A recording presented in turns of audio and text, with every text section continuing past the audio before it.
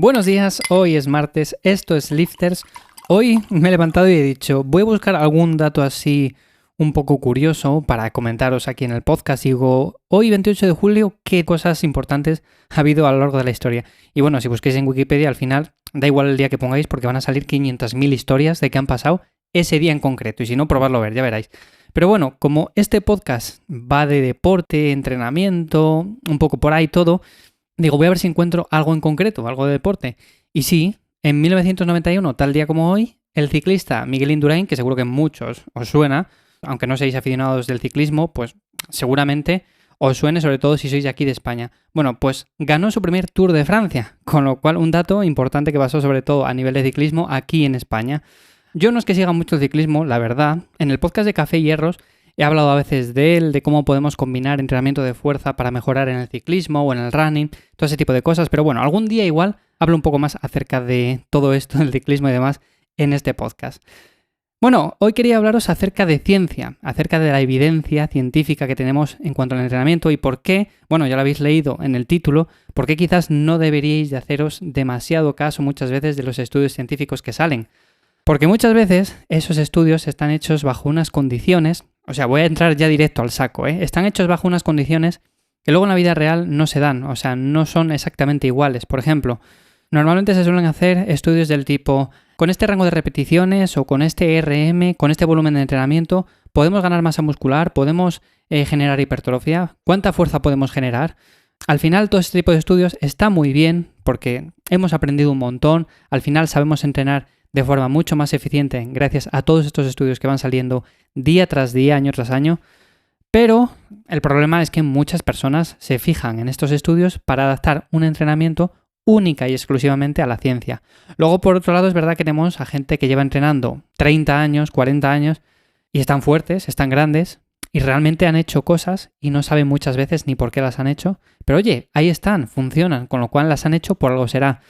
Entonces, en cierto modo, yo soy un poco partidario de ambos mundos, o sea, de combinar lo que siempre ha funcionado, aunque no sepamos muy bien por qué ha funcionado, y luego de combinar ciertas cosas que sabemos a día de hoy. Por ejemplo, sabemos muy bien que tenemos un volumen mínimo al cual debemos de llegar y un volumen máximo recuperable, el cual, si lo sobrepasamos, posiblemente generemos interferencias con la recuperación, ganemos menos masa muscular, posiblemente retrocedamos en las adaptaciones. Al final, pues ese tipo de cosas sí que vamos a tenerlas en cuenta en el entrenamiento.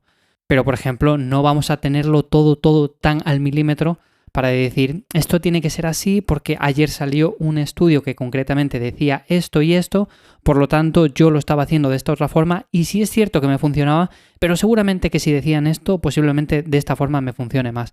Hay que hacer caso de los estudios, pero luego hay que adaptarlos un poco. Posiblemente estén hechos bajo unas condiciones, como he dicho al principio.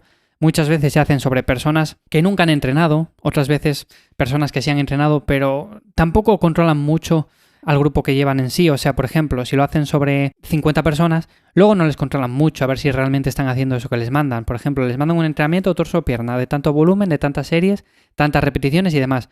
Y luego realmente, a ver, es cierto que lo harán, pero está un poco en el aire. Y además esto lo podéis hablar con personas que han participado en muchos estudios de este tipo, porque muchas veces culturistas o gente que le gusta el gimnasio, bueno, pues participa en este tipo de estudios porque al final les gusta y demás, y pueden comprobar de primera mano cómo no son muy rigurosos. Entonces, sí que están bien por un lado, pero por otro lado no son la panacea. Mucha gente se basa simplemente en la ciencia para decir tal y tal cosas.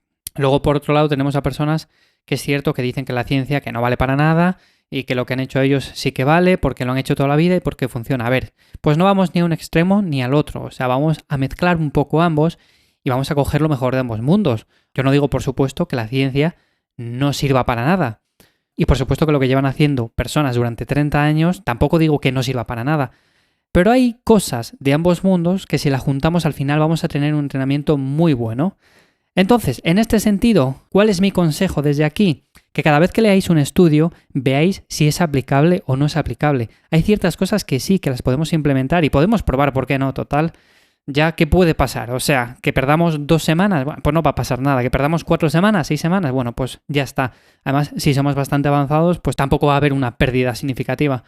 Pero luego cuando estamos empezando sí que es un problema el hecho de estar todo el rato fijándose en este tipo de estudios, porque al final, cuando estamos empezando, de lo que se basa es en coger un entrenamiento efectivo, hacerle ahí a saco y ya está. Yo me acuerdo cuando empecé a entrenar, por ejemplo, os pongo mi caso, empecé con rutinas muy básicas, por ejemplo, full body, torso-pierna, esas rutinas funcionan muy bien. O sea, con un volumen que sea más o menos medio, no hace falta tampoco hacer un volumen exagerado, sobre todo cuando estamos empezando, pues ya está, la sigues a saco, comes bien, tampoco hace falta morirse ahí calculando los macros, y listo, vas a conseguir resultados, o sea, vas a progresar seguramente porque estés empezando, y luego con el paso del tiempo, si le vas cogiendo más el gusto y encima adaptas los ejercicios, por ejemplo, para espalda, por ejemplo, me gustan las dominadas en lugar de los jalones y me gusta también el remo con barra, además de, por ejemplo, un remo con mancuerna. Bueno, pues ya está, adapta los ejercicios y seguramente obtengas muchísimos más resultados que no empezar. Hoy torso-pierna. A las 2 semanas ha salido un estudio que las rutinas que son push-pull legs son más efectivas de cara a la ganancia de masa muscular. Venga, pues lo cambiamos todo de repente y empezamos a hacer otra cosa.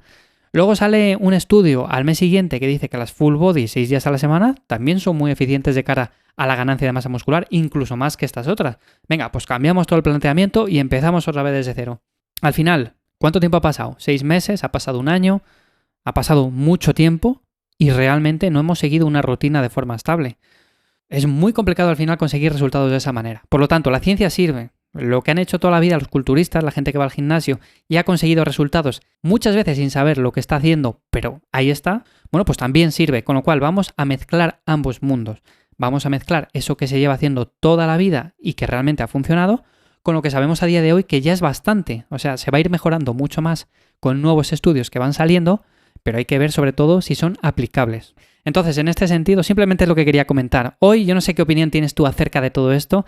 En iVoox me puedes dejar un comentario y lo comentamos en siguientes episodios. También me lo podéis dejar en ivyamazares.com incluso para un episodio del jueves, de los de preguntas y respuestas. Así que sin más, comentarme lo que pensáis vosotros acerca de esto. Ya sabéis que en @ivyamazares, tanto en Instagram, en Twitter, en TikTok, bueno, pues también me podéis encontrar ahí. Así que sin más, nos escuchamos mañana miércoles en un nuevo episodio de Lifters y que paséis un buen día. ¡Chao!